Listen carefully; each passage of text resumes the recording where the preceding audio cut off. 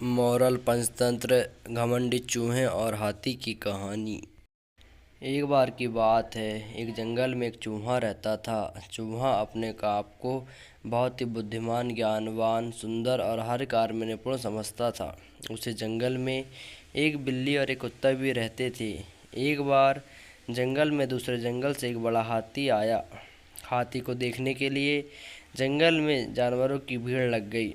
सभी जानवर कहने लगे, देखो यह हाथी कितना बड़ा है, कितना विशाल और कितना ताकतवर है।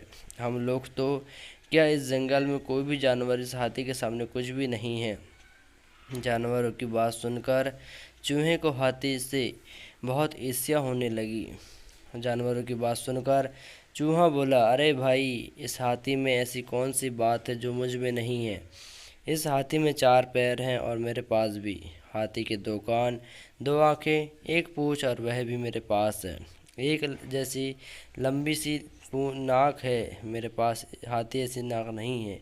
मेरे कान भी इस हाथी के फावड़े जैसे नहीं हैं।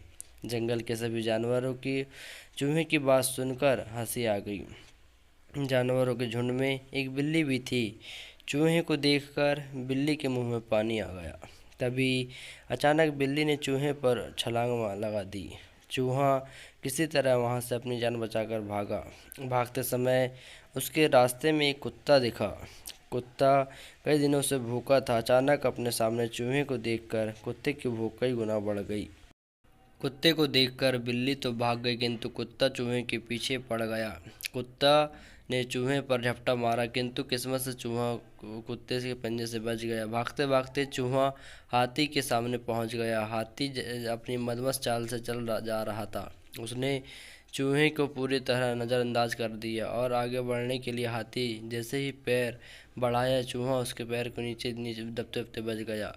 और अब चूहे की पूरी हेकड़ी निकल चुकी थी। वह बुरी तरह घबरा गया और डरा हुआ था। उसने अपनी औकात समझ में आ गई। तभी चूहे को एक बिल दिखा, उसमें घुसकर चूहे ने अपनी जान बचाई। कहानी की सीख। इस कहानी से हमें यह सीख मिलती है कि कभी भी दूसरे के श्रेष्ठ गुणों से ईर्ष्या नहीं करनी चाहिए। जो जिसके पास है उसमें सब खुश रहना चाहिए।